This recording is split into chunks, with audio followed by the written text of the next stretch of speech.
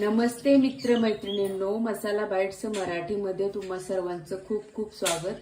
आणि आज मी तुम्हाला सुकटची चटणी माझी आई कशी करते ती पद्धत सांगणार आहे आणि दाखवणार आहे। व्हिडिओ संपूर्ण पहा।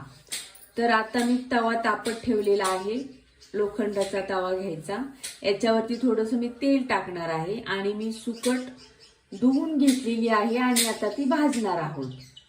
तेल थोडंसंच टाकायचं आहे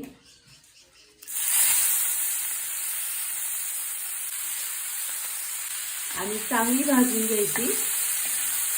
आपण सुकट आधी भाजून घेतात आणि नंतर धुवून घेतात, तर मी अगोदर धुवून घेतलेली आहे आणि नंतर भाजून घेत आहे। कोरडी होईपर्यंत भाजायची आहे। आता ही पद्धत तुम्ही करता की नाही माहित नाही, पण ही जरा वेगळी पद्धत आहे आणि माझी आई अशी करते। तर ही आता आपण 5 मिनिट चांगली खरपूस भाजून घेतलेली आहे। असा कलर चेंज झाला पाहिजे, कुरकुरीत झाली पाहिजे, तेव्हा मग तिची छान चव उतरते। तर आता ही जवळजवळ 1-2 मिनिटांनी पूर्ण होईल भाजून आणि गॅस मंद ठेवायचा आहे भाजताना। तर सोपी पद्धत आहे आणि खूप पाऊस चालू झाल्यानंतर आपल्याकडे जर भाजी नसेल तर आपण ह्या पद्धतीने ही एकदा चटणी नक्की ट्राय करा। आता ही आपण काढून घेणार आहोत। भाजून पूर्ण झालेली आहे, तर ह्या कलरवर आल्यावरती आपण काढून घ्यायची आहे। 2 डाव तेल टाकलेलं आहे आणि त्यामध्ये आता आपण हे कांदा 2 मोठे कांदे कापून घेतलेले आहेत ते टाकणार आहोत।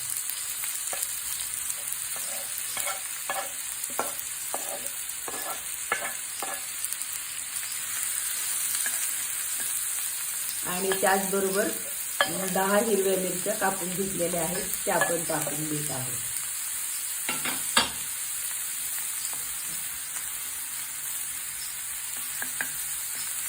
गॅस मीडियम ठेवायचा आहे आणि चांगलं परतून घ्यायचं आहे। अगोदर थोड्याशा मिरच्या अशा मध्ये भाजून घेऊयात, परतून घेऊयात।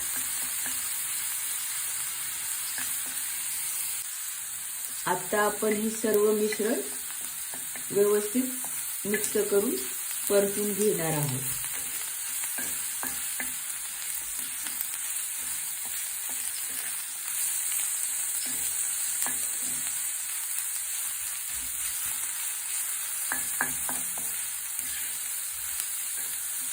गॅस थोडासा कमी करा।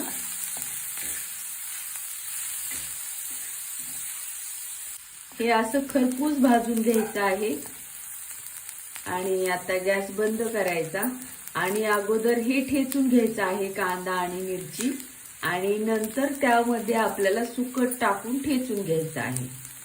तर हीच वेगळी पद्धत आहे, कारण आपण याच्यामध्ये सुकट टाकली तर ही मिरची ठेचली जाणार नाही। तर आपण आता गॅस बंद करून हे पहिलं ठेचून घेणार आहोत।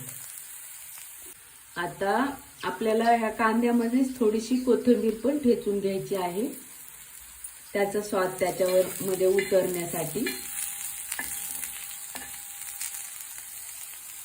आता आपण हे ओबड-दोबड ठेचून घेतलेलं आहे आणि ही सुकट पण एक साइडनी एक छोटा हिस्सा ठेचून घेतलेला आहे आणि एक बाजूनी अख्खी तशीच ठेवलेली आहे।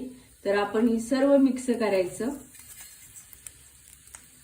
खूप बारीक नाही ठेचून घ्यायचं, तर खाताना सुकट दाताखाली पण आली पाहिजे।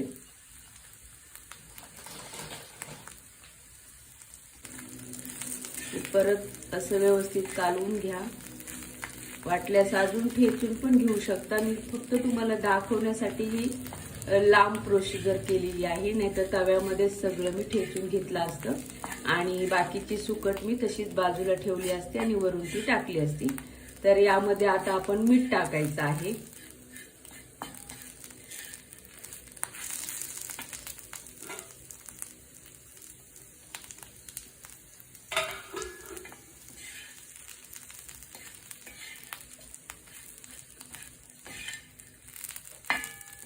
आणि चांगलं मिक्स करायचं। आपला ठेचा तयार झालेला आहे आणि गॅस बंद केलेला आहे. जर अजून तुम्हाला हे थोडंसं ठेचून घ्यायचं असेल तर तुम्ही घेऊ शकता. तर मी थोडंसं कमी ठेचून घेतलेलं आहे ते सुकटीचे आखे पोर्शन तसेच राहण्यासाठी. आणि खूप छान चटणी होते ही. आणि आपण ठेचून घेतो म्हणून त्याला ठेचा म्हटला जातो. तर सुकटचं कालवण ह्या स्वरूपात वेगळं असतं, म्हणजे थोडंसं ओलसर असं कालवण, ते वेगळी पद्धत असते. ही वेगळी पद्धत आहे. एकदा नक्की ट्राय करा. आणि हा व्हिडिओ आवडल्यास लाईक, शेअर आणि सबस्क्राईब करायला विसरू नका. खूप खूप धन्यवाद.